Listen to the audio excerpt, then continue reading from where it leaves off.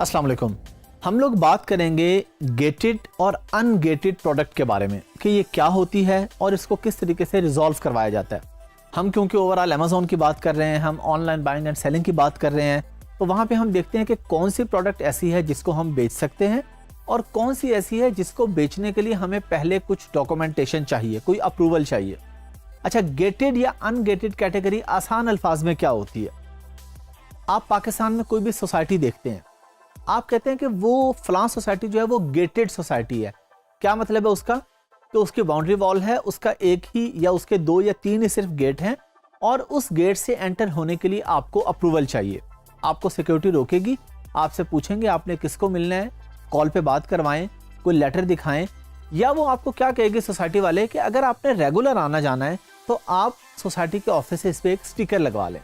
अब जो वहाँ के रहने वाले लोग हैं वो डेली अगर गार्ड चेंज भी है तो उसको बताएंगे तो नहीं कि जी ये मेरा घर है, ये उसके डॉक्यूमेंट्स हैं। उनको एक ही दफ़ा एक स्टिकर मिल जाएगा कि इस बंदे को अलाउ है, ये आ सकता है। और अनगेटेड क्या होती है? कोई भी ऐसा इलाका, कोई भी ऐसी सोसाइटी जिसके लिए कोई बाउंड्री वॉल या कोई गेट नहीं है, कोई भी बंदा एंटर हो सकता है। इस तरह हम जब अमेज़ॉन पर बात करते हैं सेल करने की, तो होम एंड किचन एक बहुत बड़ी नीश है। ये होम एंड किचन नॉर्मली सारी ही ये अनगेटेड कैटेगरी है। आपने टेक्सटाइल बेचनी है, आपने कोई आउटडोर की प्रोडक्ट बेचनी है, इसमें आपको कोई अप्रूवल्स नहीं लेनी पड़ती मोस्ट ऑफ द केसेस में। 1 या 2% हो भी तो वो मैं आपको उसका तरीका बता रहा हूँ आगे। अच्छा, गेटेड में क्या क्या आ सकती है? गेटेड में आती है इलेक्ट्रॉनिक प्रोडक्ट्स जिसमें सेल या बैटरी का इस्तेमाल होता है। गेटेड में आ जाती हैं हेल्थ के रिलेटेड प्रोडक्ट्स, फूड से रिलेटेड, ब्यूटी से रिलेटेड जिसमें कोई भी केमिकल वगैरह यूज हुआ है। इस तरह की जो प्रोडक्ट्स होती हैं उसे हम कहते हैं ये है गेटेड प्रोडक्ट। अब इसकी हमने अमेज़ॉन से अप्रूवल लेनी होती है।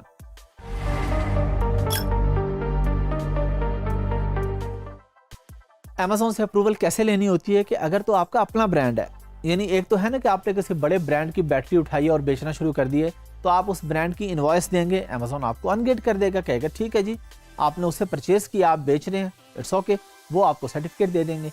अगर आपकी अपनी प्रोडक्ट है, आपने अपनी कोई खिलौना तैयार किया ऐसा जिसमें बैटरी या सेल का इस्तेमाल हो रहा है, तो अब आप उसके लिए जो भी रेलिवेंट डिपार्टमेंट्स हैं जिस भी कंट्री में आप कर रहे हैं, यूके में, यूएसए में, वहाँ से आप या जहाँ से आपकी मैन्युफैक्चरिंग हो रही है उधर से सारी अप्रूवल्स लेने के बाद अमेज़ॉन को वो डॉक्यूमेंटेशन देंगे और अमेज़ॉन डॉक्यूमेंटेशन देखने के बाद, वेरीफाई करने के बाद आपकी लिस्टिंग को अनगेट कर देगा कि ठीक है, यानी आपको पास मिल जाएगा। आपको हर दफ़ा लिस्टिंग करते हुए उस प्रोडक्ट की या हर दफ़ा नई इन्वेंट्री ऐड करते हुए अमेज़ॉन को इनवॉइसेस नहीं देनी पड़ेंगी। आपने एक दफ़ा दे दी, अमेज़ॉन ने अप्रूव कर दिया कि ठीक है आप इस कैटेगरी में सेल कर सकते हैं।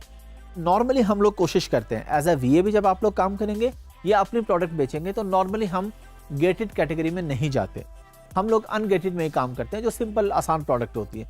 लेकिन फिर भी अगर आप गेटेड में जाते हैं, क्योंकि गेटेड में देखें ना पहले ही अमेज़ॉन आप पे पाबंदी लगा रहा है।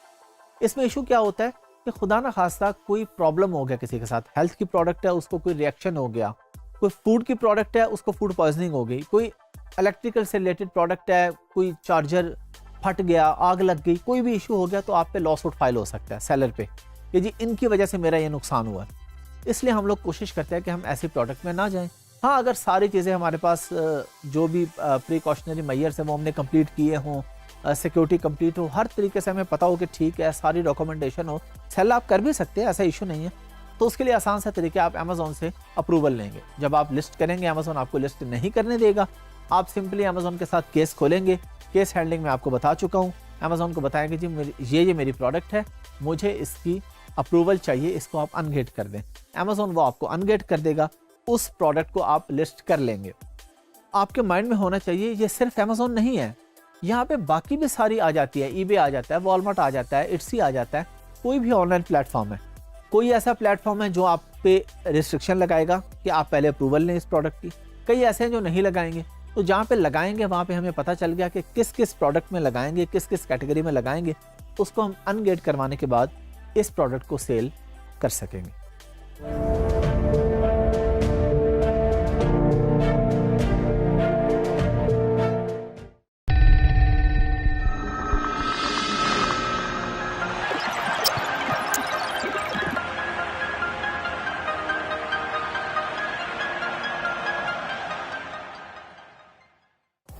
अस्सलाम वालेकुम।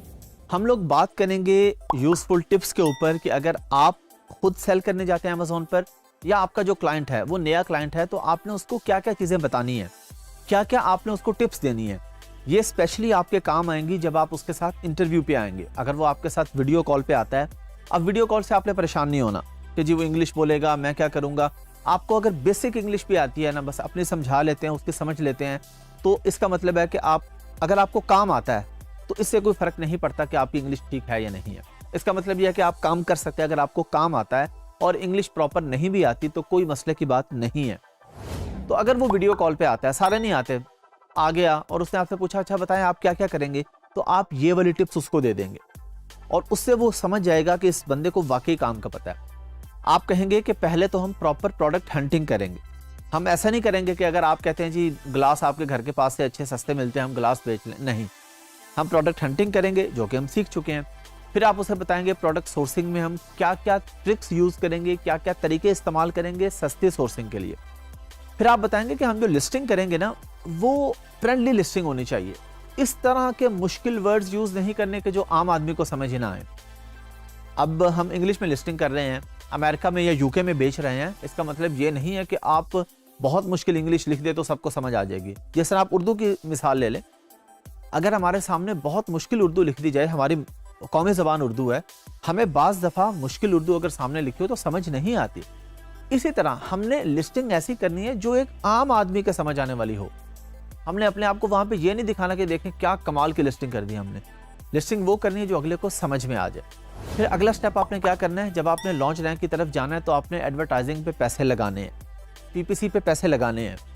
अगर एडवर्टाइजिंग पे पैसा नहीं लगाएंगे तो आप कस्टमर ग्रैब नहीं कर पाएंगे। आपने उस पर पैसा लगाना है। फिर आपने A+ कंटेंट की तरफ ज़रूर जाना है। आपने नॉर्मल लिस्टिंग नहीं करनी जिसमें सिर्फ डिस्क्रिप्शन आ रही होती है, वो नहीं करना काम आपने क्या करना है, A+ कंटेंट या EBC कंटेंट, जिसे हम कहते हैं इनहैंस ब्रांड कंटेंट, ये जो कि हम ये सारी चीज़ें सीख चुके हैं प्रॉपर तरीके से। एक और चीज़ जो लोग बहुत बड़ी मिस्टेक करते हैं वो ये करते हैं कि आपके पास सेल्स जब आना शुरू हो जाती हैं तो उसके बाद वो नई ऑडियंस के लिए कोशिश नहीं करते। वो कहते हैं ठीक है मुझे डेली के अगर 50 ऑर्डर आ रहे हैं, बस इतना प्रॉफिट आ रहा है, ठीक है। अगर आपके वो कस्टमर चले जाते हैं, मेरे कहने का मतलब यह कि अगर वो सेल वेलोसिटी किसी वजह से कम हो जाती है तो आप डाउन हो जाएंगे। तो आपने क्या करना है, हमेशा कोशिश करते रहना है कि दोबारा पीपीसी चलाएं, नई ऑडियंस को ग्रैब करें। नई ऑडियंस आपने हर सूरत में ग्रैब करते रहना। जितनी भी अच्छी सेल्स हो जाए आपने इसको मजीद एक्सपेंड करना है। फिर आपने गेटेड कैटेगरीज में नहीं जाना, कोशिश करनी है। ना जाने से मुराद ये है कि हमने कोशिश करनी है कि हम अनगेटेड कैटेगरी में बेचें। ये भी मैं आपको बता चुका हूं। तो हम कोशिश करेंगे कि हम अनगेटेड कैटेगरी में जाएं और वो आइटम बेचें जो ज्यादा से ज्यादा लोगों की जरूरत है। अगर उसमें हमें मिल जाती है प्रोडक्ट तो बजाय इसके कि हम ऐसे प्रोडक्ट ढूंढें जो किसी स्पेसिफिक क्लास को टारगेट करती हो, हमने कोशिश ये करनी है कि हमें प्रोडक्ट वो मिले जिसके ज्यादा से ज्यादा बायर्स हों। होम एंड किचन इसके लिए सबसे बड़ी एग्जांपल है।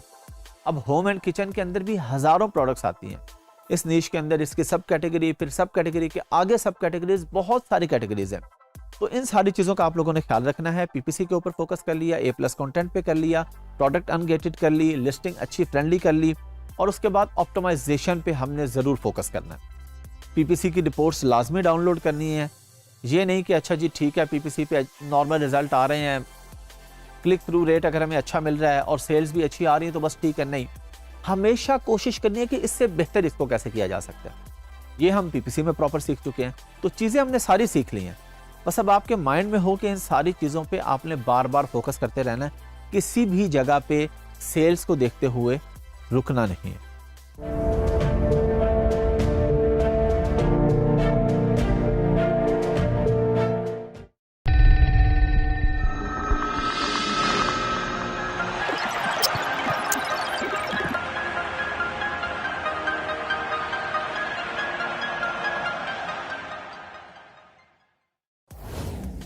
अस्सलाम वालेकुम। डेड लिस्टिंग के बारे में शायद आप लोगों ने सुना हो, यह भी हो सकता है ये आपके लिए नया लफ्ज़ हो। पहले हम बात करते हैं कि डेड लिस्टिंग है क्या, फिर हम बात करेंगे कि इसको इवेल्युएट किस तरीके से किया जाता है। डेड लिस्टिंग का मतलब है कि वही जो लफ्ज़ है हमें पता चल रहा है मुर्दा लिस्टिंग, लेकिन इसका मतलब ये भी नहीं है कि बिल्कुल मुर्दा लिस्टिंग हो, यानी तकरीबन मुर्दा लिस्टिंग। मुर्दा लिस्टिंग कौन सी होती है या डेड लिस्टिंग कौन सी होती है, जिसके रिव्यूज़ 3.4 या 3.2 से नीचे आ जाए। रिव्यू स्कोर हम सीख चुके हैं कि टोटल रिव्यूज़ 5 स्टार होते हैं उसमें अगर आपको 10 5 स्टार आए हैं तो टोटल 5 स्टार है, अगर 1-2 नेगेटिव आ गए हैं तो वो स्कोर 4.5, 4.6, 4.7। तो अगर 3.5 से नीचे या 3.2 से भी नीचे चला जाता है तो हम कहते हैं ये ऑलमोस्ट अब डेड लिस्टिंग है। अच्छा, डेड लिस्टिंग में होता क्या है कि जाहिर बात है इतने नेगेटिव रिव्यूज आए, अब आपसे कोई खरीदेगा नहीं, तो लिस्टिंग हमारी डेड होगी।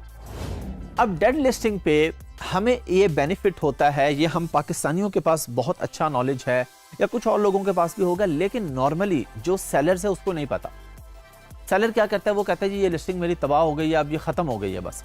हम लोग ऐसी लिस्टिंग ढूंढते हैं। अच्छा, ऐसी लिस्टिंग दो तरह की होती है। एक तो वो होती है डेड लिस्टिंग कि जिस पे कोई ब्रांड नहीं होता, पुराने लोगों ने लिस्टिंग की हुई थी, पहले लोग ब्रांड रजिस्ट्री नहीं करते थे, ट्रेडमार्क नहीं करते थे, वैसे ही लगा देते थे।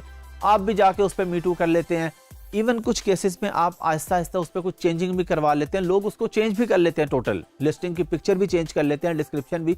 लेकिन इस डिटेल में हम नहीं जा रहे। हम कहते हैं जी अगर उस लिस्टिंग पे हमने बेचना है, हम क्या करेंगे, हम बेहतर रिव्यूज लेके आएंगे, लेकिन हम कोशिश करेंगे कि पहले वो लिस्टिंग हमारी हो जाए। अब हम क्या करते हैं, एक बंदा है उसकी लिस्टिंग डेड होगी, हमने ढूंढ ली, हम उससे कॉन्टैक्ट करते हैं कि आप अपनी ये लिस्टिंग हमें बेचना चाहते हैं, हमें दे दें आप ये लिस्टिंग। वो आपसे पूछेगा जी आप क्या करेंगे, तो आप उसे क्या, मैं ट्राई करूंगा इस पर, शायद कोई और इस पर मैं कोई बेहतरी कर सकूँ या जो भी। अब उसके लिए वो लिस्टिंग डेड है, वो आपको दे देगा। अब इसकी इवैल्यूएशन क्या होगी, कितने की देगा आपको। अगर हम नॉर्मल देखें तो हमें तो ये पता चल रहा है कि वो तो लॉस पे है, उस पर तो नेगेटिव रिव्यूज है, हमारे उल्टा पैसे लगने हैं उस पर। तो जब पैसे लगने हैं तो हम उसको पैसे पे क्यों करेंगे, हम बिल्कुल पे नहीं करेंगे उसको। हम उसको पे करेंगे सिर्फ उसकी इन्वेंट्री का। फॉर एग्जाम्पल, एक बंदा ग्लास बेच रहा है, अब उसकी लिस्टिंग पे बहुत सारे नेगेटिव रिव्यूज आ चुके हैं, उसके पास 100 ग्लास पड़े हुए हैं और उसने $2 का एक ग्लास लिया। अब उसके ऑर्डर ही नहीं आते हैं। हमने कहा जी उसके पास $200 का स्टॉक पड़ा है, $200 का उसने खरीदा है। अब वो कहता है मुझे ऑर्डर आते नहीं है, ग्लास पड़े हैं, कोई बंदा है मेरे से ग्लास ले ले। आप कहते हैं जी ठीक है, मैं आपसे ग्लास लेता हूँ, लिस्टिंग को मैं मीटू करके अपने पास मूव करता हूँ, आप वहां से इस लिस्टिंग को डिलीट कर दें। आप उसे क्या करेंगे, आपने देखा, चलें अगर वो कहते हैं जी मुझे कुछ पे करें, कुछ तो रिव्यूज हैं, आप कहते हैं ठीक है जी, आपके जितने रिव्यूज हैं मैं आपको एक रिव्यू का $1 दे देता हूँ। तो आप उसे कहते हैं जी आपके पास $200 है, $200 का स्टॉक है और आपके पास 200 रिव्यूज हैं, तो चलें ठीक है मैं आपको $400 दे देता हूँ। कोशिश तो आपने ये करनी है, और नॉर्मली होता भी ये है, डेड लिस्टिंग जो उसकी कॉस्ट प्राइस होती है उससे भी कम पे देता है वो बंदा, क्योंकि जाहिर है वो उसके लिए तो लॉस हो गया ना उसका। वो आपको $200 का जो है, अगर हम उसको रिव्यूज के पैसे ना भी दें तो जो 200 का स्टॉक है वो भी 150 में देने को तैयार हो जाएगा, क्योंकि उसने जान छुड़वानी है। उसको चाहिए कि बस कोई ये ले ले, मेरे पास 100-150 आ जाए, मेरी इस लिस्टिंग से जान छूट जाए। लेकिन अब आप लोग ये सोचेंगे जी $100-150 के लिए कोई क्यों ये काम करेगा, तो ये मैंने आपको एग्जाम्पल दी है। नॉर्मली जो लिस्टिंग्स डेड होती हैं उनके पास 1000, 2000, 5000, 10-10 हजार डॉलर का स्टॉक भी पड़ा होता है, और वो बाज़ दफ़ा 50-60% डिस्काउंट पे भी देने को तैयार हो जाते हैं।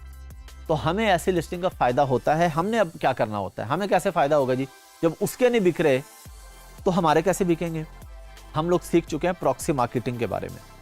अब प्रॉक्सी मार्केटिंग का जो हम लोगों को आइडिया, पाकिस्तानियों को, ये बाहर फॉरेनर्स को इतना आइडिया नहीं है इस चीज़ का। हमारे पास पूरी एक आर्मी है प्रॉक्सी मार्केटिंग की।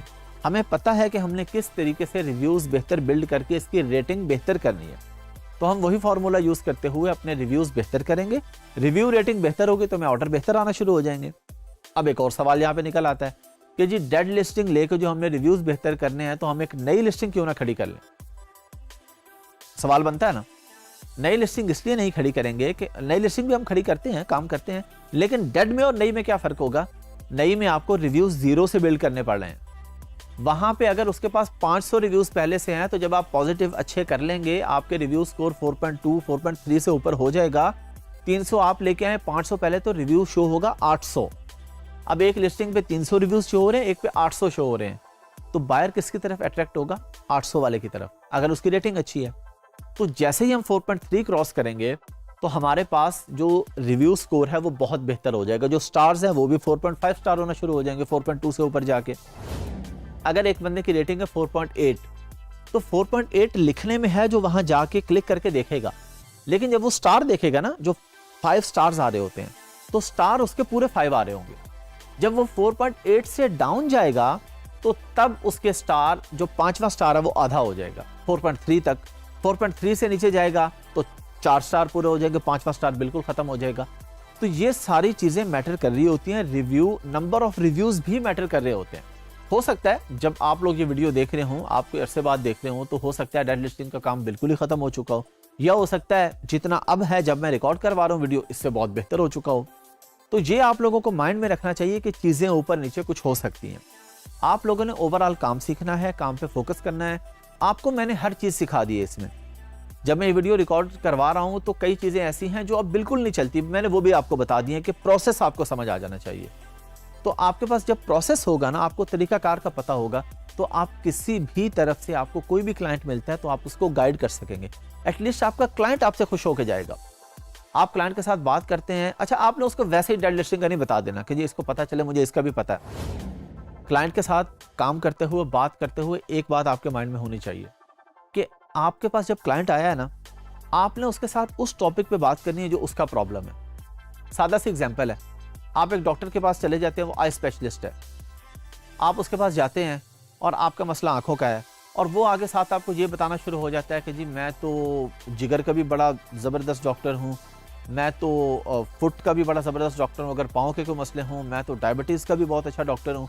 आप उसे कहेंगे भाई मैं तो आंखों के मसले के लिए आया हूँ, आप जो भी हैं वो ठीक है, मुझे तो आंखों का मसला है। तो आपका क्लाइंट भी यही करेगा आपके साथ। अगर वो आके आपके साथ पीपीसी की बात कर रहा है तो आपने उसको डेड लिस्टिंग की कहानी नहीं सुनानी। ये उस सूरत में है कि जब वो ओवरऑल आपसे ओवरव्यू ले रहा है कि अच्छा मुझे टिप्स दें, हम क्या क्या कर सकते हैं, तो आप कहते हैं एक मॉडल ये भी है, लेकिन ये मॉडल रिकमेंडेड नहीं है। रिकमेंडेड यही है कि आप अपनी नई लिस्टिंग लेके आएं, उसी को करके चलें। ये आपके नॉलेज के लिए है, आपकी इन्फॉर्मेशन के लिए, और कहीं आपको कोई ऐसी डेड लिस्टिंग मिल जाती है तो उसको कर भी ज़रूर लेना चाहिए।